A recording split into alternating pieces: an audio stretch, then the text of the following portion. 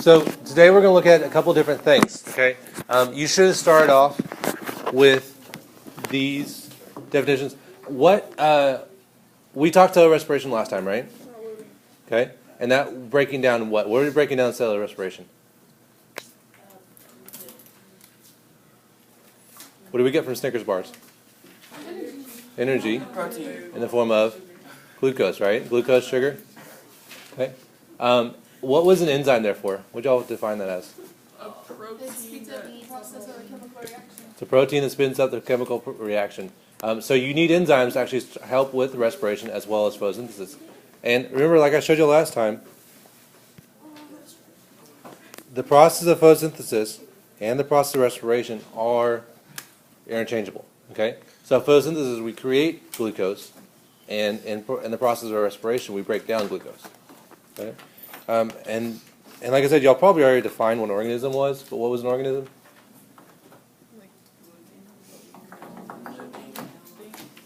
It's basically a living thing, right? It's a living thing made up of a series of organs, which is an organ system. Okay, so we're going to look at photosynthesis and respiration today. So I'm going to hand you out this kelp forest food web. This actually needs to go into your journal. Okay, this is the one y'all made on the large edition in that big paper. So if you look at this food web here, someone raise your hand and tell me an example of a producer on this food web. Julie? The acid kelp. Good. Okay. Why would we know the acid kelp is a producer up here on this food web specifically? It's not eating. Okay, it's not eating anything. Good. So that means that it's creating its own energy source. It's creating its own food. Can someone raise their hand and tell me an example of a decomposer up here? Bacteria. The bacteria. Because why do you know it's a decomposer, Tony? Okay, it's separated from all of them. Also, what's another key thing up here that you see that tells me it's a decomposer? Feeds on all decaying matter. There you go. Yeah, good. Feeds on decaying matter. So remember, bacteria and any kind of decomposer is going to break down anything that's dead or decaying. What was if this is number 0? Okay, so there's 0, 1, 2, and 3. How would we describe this consumer? What was the term? Tertiary. Good. It was a tertiary consumer. This would then be a secondary, and this would be a primary consumer. Okay. Who gets the most energy up here? This is an energy pyramid. The producers have the most, right? But who gets the most from them? The primary consumer. So the bat star, the sea urchin, the zooplankton, those kind of things. Okay. I remember we did look at the carbon cycle last time. You should have kind of noticed that there are storages of carbon. Okay. There were storages of carbon before we went to the Industrial Revolution, and there's storages of carbon after the Industrial Revolution. But what did y'all notice between the amount of carbon that was in the ground and the amount of carbon that was in the air before the Industrial Revolution? Was there more in the ground or in the air? There was a lot in the ground, not a whole lot in the air. But after the Industrial Revolution, there was more in the air. Nice catch. Why is that? Okay, there's more pollution. Okay, but why is that carbon being released in the air? What are we doing to release that carbon in the air? Okay, so we're burning fossil fuels. We're burning up fossil fuels. We're burning up plastics. What else? Okay, so we're deforestation of the trees. So notice that this used to be all trees. Now it's all farmland. There's also runoff, right? So then you get the eutrophication. And so you're gonna. What are we doing right here? We're burning the trees. Most of the trees, whenever we clear trees for our farmland, we clear them by burning the trees down. We don't actually even cut them down. So we're not even using the trees for anything useful, because it's easier to just burn a whole section of trees down than it is to actually cut them down. Okay. So we're going to look at photosynthesis and respiration. So go ahead and get your notebooks out and turn to page, I want to say it's 109. And so on page 100, you're going to go ahead and write the title and the challenge question. But when we're looking today, you're going to basically look at two main ideas. First off, you're going to look at where's carbon cycle and what do you think, where in the carbon cycle does photosynthesis occur, and then where's respiration occur. Okay. So just by yourselves, I want you to go ahead and read the introduction. Okay, it's like, 2 paragraphs. So go ahead and read that. Give it a little time. 100. Okay, so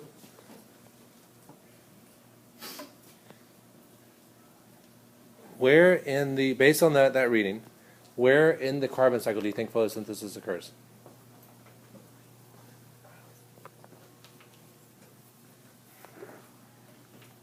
Where would I find, where's the easiest way to kind of figure out where you'd answer that question? Well, what key word would you look for? Where in the reading would you find that photosynthesis, or where in the carbon cycle does photosynthesis occur? What key word do you look for? To me, I would look for the word photosynthesis, right? Because the question's asking about photosynthesis, so look for a word that says photosynthesis. And it says photosynthesis is a process in which producers' cells use carbon dioxide, water, and nutrients to produce glucose and oxygen. So it uses, what does it use? It uses carbon dioxide, water, and nutrients to produce glucose and oxygen, right? So where in the carbon cycle does it use carbon dioxide and send out glucose?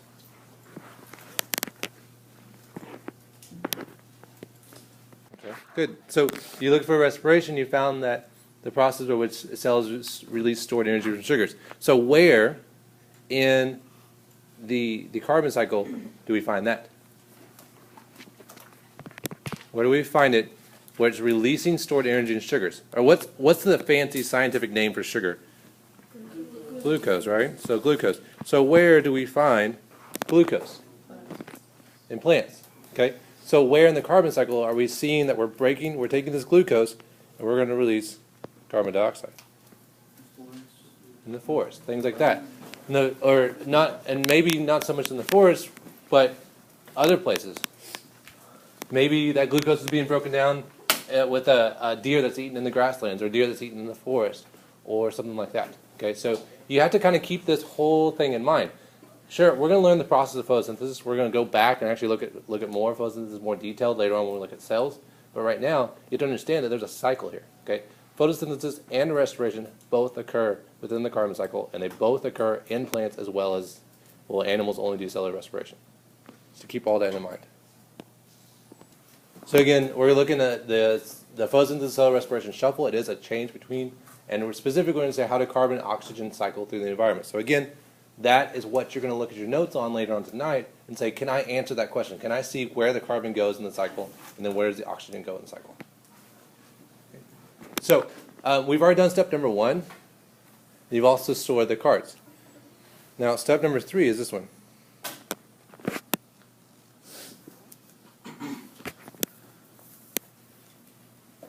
And as a class, I'm actually going to pass around the iPad, and y'all, as a class, you're going to decide where these different cards should go. So up on the screen, you're going to have the cards that y'all see in front of you. Okay? You're going to determine where these cards go.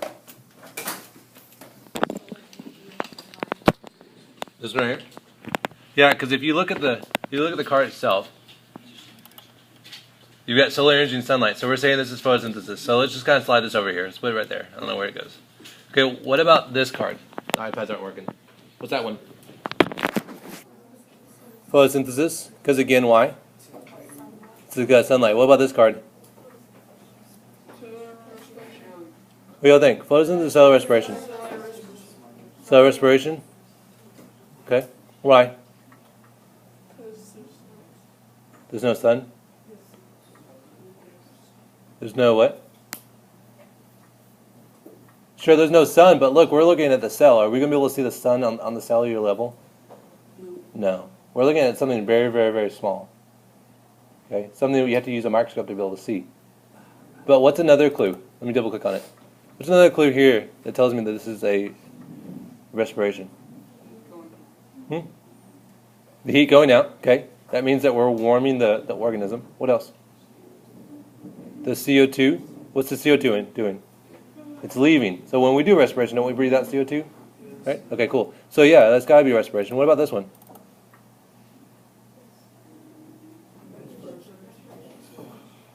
Okay, so I'm hearing photosynthesis and respiration. Why do you think it's photosynthesis? The oxygen's leaving, and then why are you thinking respiration?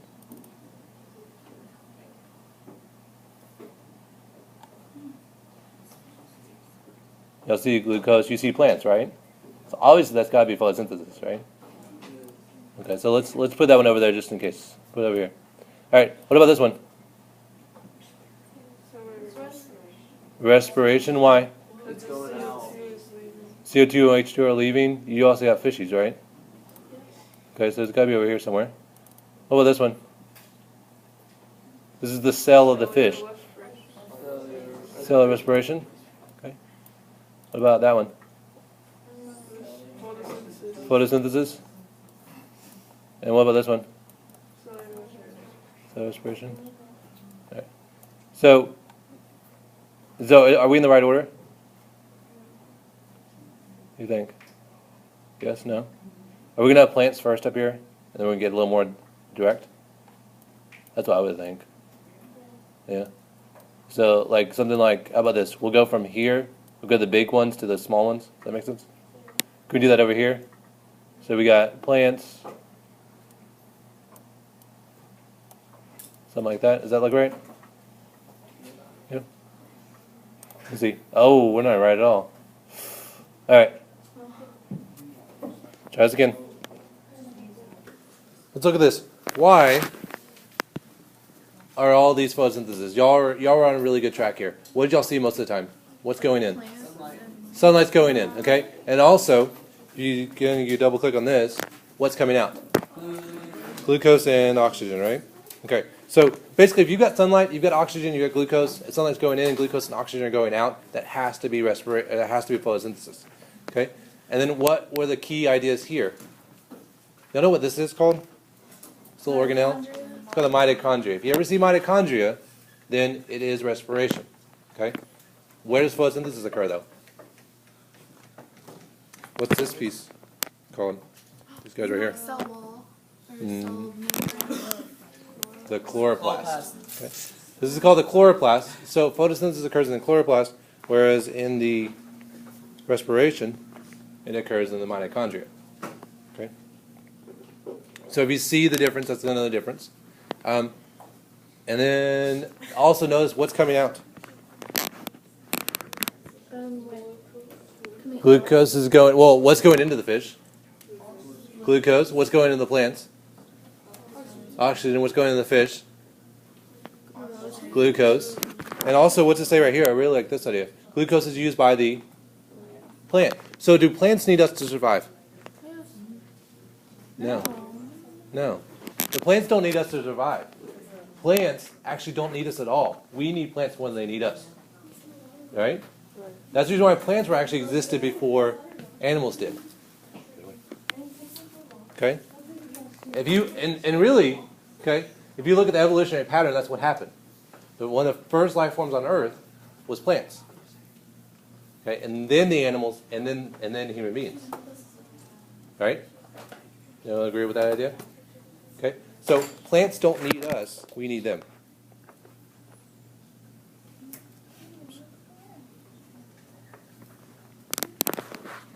Okay, now so what I want you to do is go ahead and make yourself a table in your notebook. And you don't need to draw out the cards, but I do want you to go ahead and give me some differences. Contrast.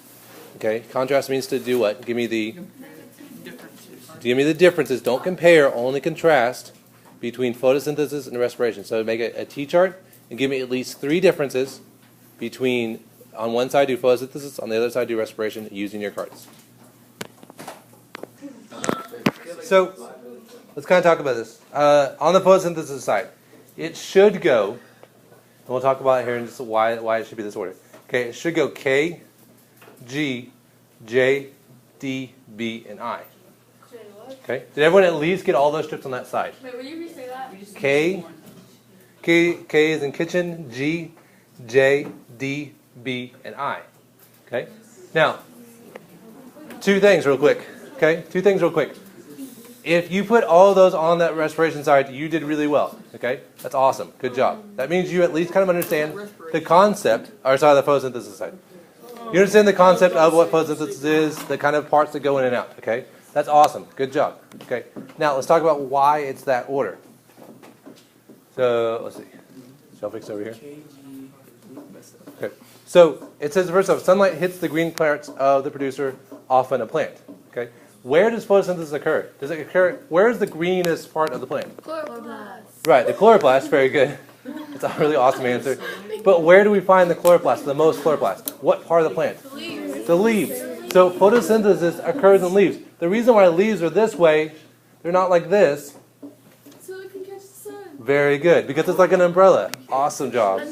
Okay, so the sunlight hits it. A producer, often a plant, takes in the carbon dioxide, water, and minerals through its leaves, stems, and roots. So the leaves do the photosynthesis.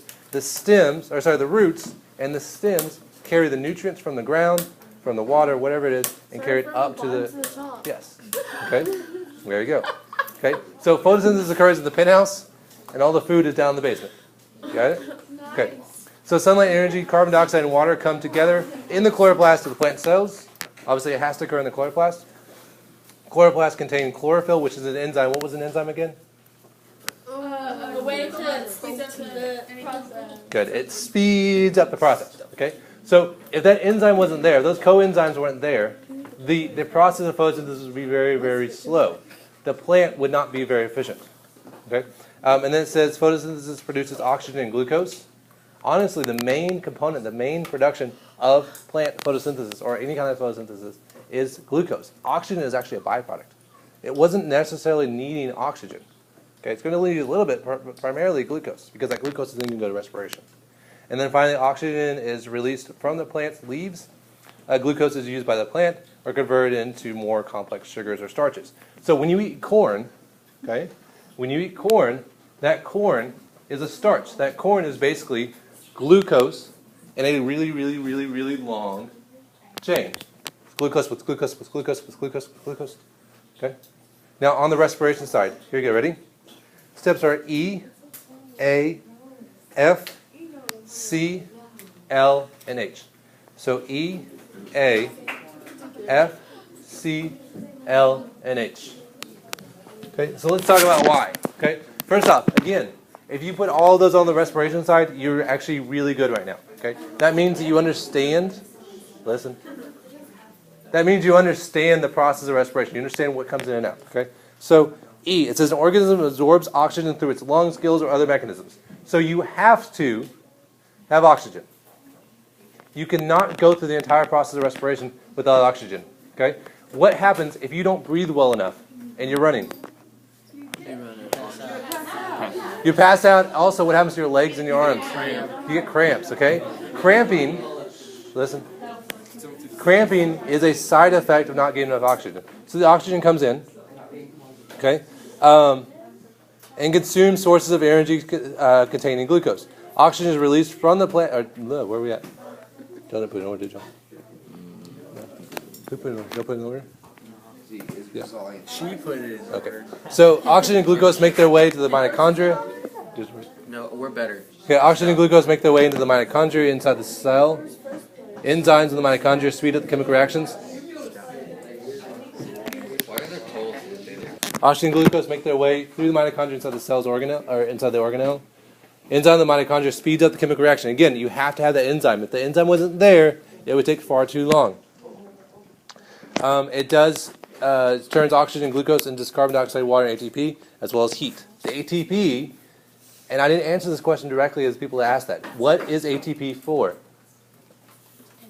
Energy. Okay. ATP is for energy.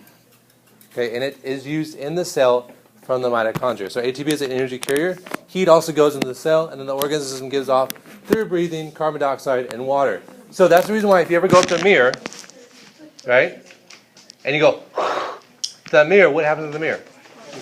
It fogs up. And then you draw a smile. And you draw a smiley face, and it made me smile. Okay, so that fogging is not carbon dioxide. What is it?